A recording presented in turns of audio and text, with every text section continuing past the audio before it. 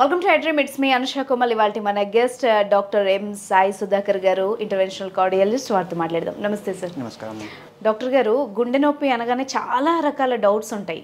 ఈ మధ్య మరీ ఒక భయం ఏర్పడింది అన్ని న్యూస్లు అవి చూసేటప్పటికి. ఇప్పుడు నాకు అప్పుడప్పుడు పెయిన్ వస్తుంది, కానీ కొద్దిసేపటి తర్వాత లేదంటే కొంతకాలం తర్వాత తగ్గిపోతుంది. మరి నేను డాక్టర్ దగ్గరికి ఎప్పుడు వెళ్ళాలి? At the same time gastric trouble వల్ల వచ్చే చెస్ట్ పెయిన్కి, గుండె పెయిన్ నొప్పికి ఎలా ఉంటాయి డిఫరెన్సెస్? ఎలా అలర్ట్ అవ్వాలి ఒక పేషెంట్? అమ్మ, మోస్ట్లీ ఎవరైనా పేషెంట్ ఫస్ట్ నా డాక్టర్ గారు నాకు గుండె నొప్పిగా ఉంది అంటారు. నేను ఫస్ట్ ఎక్కడ నొప్పి ఉంది అని మేము అడుగుతాం. ఓకే. ఒకవేళ కనుక పేషెంట్ వేలు చూపించుకుని ఇక్కడ నొప్పిగా ఉంది, ఇక్కడ ఉంది అని అడిగారు. సెకండ్ క్వశ్చన్, ఊపిరి తీసుకుంటుంటే నొప్పి కనుక ఏమైనా పెరుగుతుందా తగ్గుతుందా అని అడుగుతాం. అంటే రెస్పిరేషన్తో మీ నొప్పి ఏమైనా పెరుగుతుందా తగ్గుతుందా అని అడుగుతాం. ఓకే. రెస్పిరేషన్తో నొప్పి పెరుగుతుంది అన్నారనుకో, ఇట్లా వేలు పెట్టి చూపించుకుని నొప్పి వచ్చింది అనుకోండి, అది కార్డియాక్ పెయిన్ అనేది కాదు. ఓకే, కాదు. సో పిన్ పాయింటింగ్, ఒక వేలుతో కనుక నేను పిన్ పాయింట్ కనుక నొప్పిని కనుక పిన్ పాయింట్ చేస్తుంటే ఆ నొప్పి కార్డియాక్ పెయిన్ కాదు. అదే ఊపిరి తీసుకుంటున్నప్పుడు నొప్పి పెరగడం కానీ తగ్గడం కానీ జరిగినా కానీ అది కార్డియాక్ పెయిన్ కాదు. కార్డియాక్ పెయిన్ మోస్ట్లీ రకరకాలుగా నేను చెప్తాను. మోస్ట్లీ 90%, 80% ఆఫ్ ద టైం గుండె మధ్యలో సెంటర్ ఆఫ్ ది చెస్ట్లో హెవీగా ఉంటుంది. అంటే గుండె మీద ఒక రాయి పెట్టినట్టుగా ఉంటుంది. ఓకే. సో పేషెంట్ చాలా మంది చెప్తారు, సార్ గుండె చాలా బరువుగా ఉంది, రాయి పెట్టేసినట్టుగా ఉంది అంటారు. అలానే రాయి పెట్టినట్టు ఇట్లా లెఫ్ట్ హ్యాండ్కి రేడియేట్ అవుతూ ఉంటుంది. ఓకే. సో ఏదైనా గుండెలో బరువు పెట్టినట్టుగా హార్డ్గా ఉండి నొప్పిగా ఉండి లెఫ్ట్ హ్యాండ్ కనుక రేడియేట్ అవుతూ ఉందంటే మోస్ట్లీ ఇది కార్డియాక్ పెయిన్. సెకండ్, కొన్ని మందికి జా పెయిన్ ఉంటుంది అనమాట. ఓకే. ఆ పెయిన్ ఒక్కొక్కసారి ఉట్టి సింపుల్ జా ఒకటే పెయిన్ ఉంటుంది. ఈ పెయిన్తో పాటు చెమటలు పడుతూ ఉండొచ్చు కొన్ని మందికి. So pain, any pain which is heaviness in the chest, గుండెలో బరువుగా ఉండి లెఫ్ట్ హ్యాండ్కి రేడియేట్ అవుతూ, లేకపోతే ఉట్టి జా పెయిన్ రావడం కానీ చెమటలు పట్టడం కానీ ఉంటే ఇది mostly cardiac pain.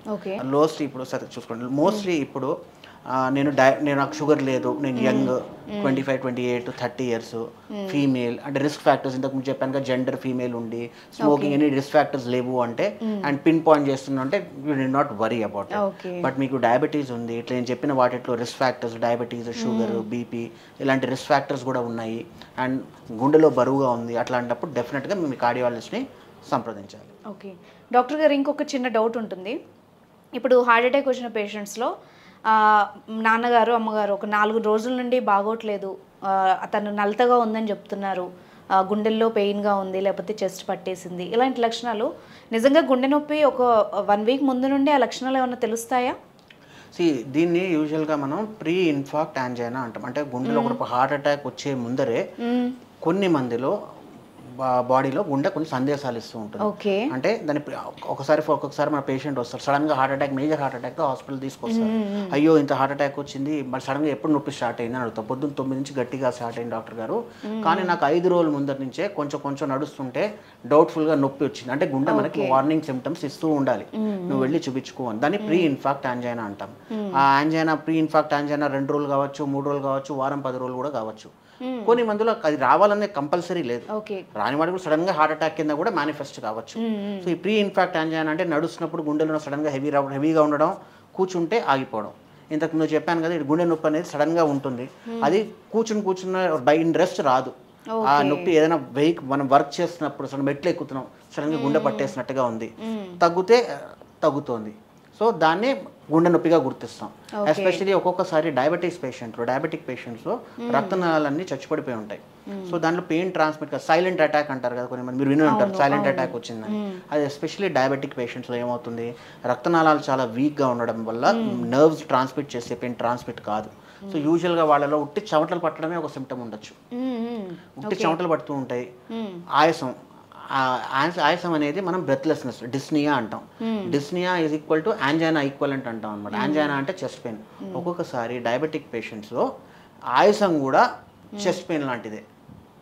So diabetes patient, అందుకే డయాబెటీస్ పేషెంట్ చాలా ఏళ్ళ నుంచి 20 years డయాబెటిక్ పేషెంట్స్ ఉన్నారనుకోండి, వాళ్ళ ఆయాసాన్ని కూడా లేకపోతే చెమటలు పట్టడానికి కూడా మనం కొంచెం గట్టిగా సీరియస్గానే తీసుకోవాల్సి వస్తుంది. సో బేసిక్గా మన రిస్క్ ఫ్యాక్టర్స్ని వీటిని కూడా కోరిలేట్ చేసుకుంటూ ఉండాలి. సో నాకు డయాబెటీస్ ఉంది, 15-20 ఏళ్ళ నుంచి, బ్లడ్ ప్రెషర్ ఉంది, కొలెస్ట్రాల్స్ ఉన్నాయి, నాకు కొంచెం నడుస్తుంటే ఆయాసం వస్తుంది, చెమటలు పడుతున్నాయి అనే దానికి కూడా మనం వెళ్ళి పరీక్షలు చేయించుకోవడం మంచిది. ఓకే డాక్టర్ గారు, ఇప్పుడు గుండె ఆరోగ్యంగా ఉండాలంటే చాలామందికి డాక్టర్స్గా మీరు చెప్పే సజెషన్ స్మోకింగ్ మానేయమంటారు. బట్ నేను 10 కాలుస్తున్నాను, కానీ ఇప్పుడు 1-2 కాలుస్తున్నాను డాక్టర్. ఇప్పుడు ఏమైనా బెటర్గా ఉందా అని అడిగారు అనుకోండి పేషెంట్, ఎలా చెప్తారు? కాలుస్తే ఫుల్గా కాల్ చేసేయండి. ఓకే. కాల్ చేస్తే మాకు మంచిది, ఇండియన్ పాపులేషన్లో కూడా భారం తగ్గుతుంది. ఓకే. సో సిగరెట్ 1 కాల్చినా అంతే రిస్క్, అంతే ప్రాబ్లము 10 కాల్చినా. So smoking is strictly no. So smoking is one of the major cause for heart attacks in young. So దానివల్లనే ప్లాక్ రప్చర్ అవ్వడం జరుగుతుంది. మేజర్ క్లాట్స్ అన్ని గుండెలకి మేజర్ హార్ట్ అటాక్స్ వచ్చేది because of smoking. Smoking అది 1 అయినా 10 అయినా ఇట్ ఈస్ టోటలీ నో. అంతే డ్యామేజ్ చేస్తుంది. ఇన్ఫ్యాక్ట్ స్మోకింగ్ చేయని వాళ్ళు చాలా మంది ప్యాసివ్ స్మోకింగ్కి గురవుతారు. అంటే నేను సిగరెట్ తాగుతున్నాను, పక్కన నుంచిన వాడు అది డైరెక్ట్గా ఈయన వదిలిన పొగ అది పీల్చడం. Passive smoking is more dangerous than smoker. అందుకే ప్రతి చోట ఈ పబ్లిక్ ఏరియాస్లో స్మోకింగ్ అనేది బ్యాన్ చేస్తారు. అందుకే మన పక్కన ఎవరైనా కూర్చున్నా కానీ కొంచెం దూరంగా వెళ్ళి స్మోకింగ్ చేయమని చెప్పాలి, మన దగ్గరే వద్దు. So passive smoking is very dangerous. అందుకే చాలా మంది ఎవరైనా 1 తాగుతున్నాను, 2 తాగుతున్నాను, 1 అయినా అంతే డేంజరు, 40 తాగినా అంతే డేంజర్. సో ఈ లెక్కన ఇంట్లో ఉన్న పెద్దవాళ్ళు పేషెంట్లు ఉన్న వాళ్ళకి డెఫినెట్గా ఇంట్లో స్మోకింగ్ చేస్తే వాళ్ళకి ఆ ఊపిరి పీల్చి ప్యాసివ్ స్మోకింగ్ వల్ల కొరని స్పాజం అవ్వడం, సడన్ స్పాజం రావడం, సడన్ హార్ట్ అటాక్ రావడం, గురవ్వడం ఇవన్నీ జరుగుతూ ఉంటాయి. Okay right, thank you very much doctor, చాలా యూస్ఫుల్ ఇన్ఫర్మేషన్ చెప్పారు. Thank you.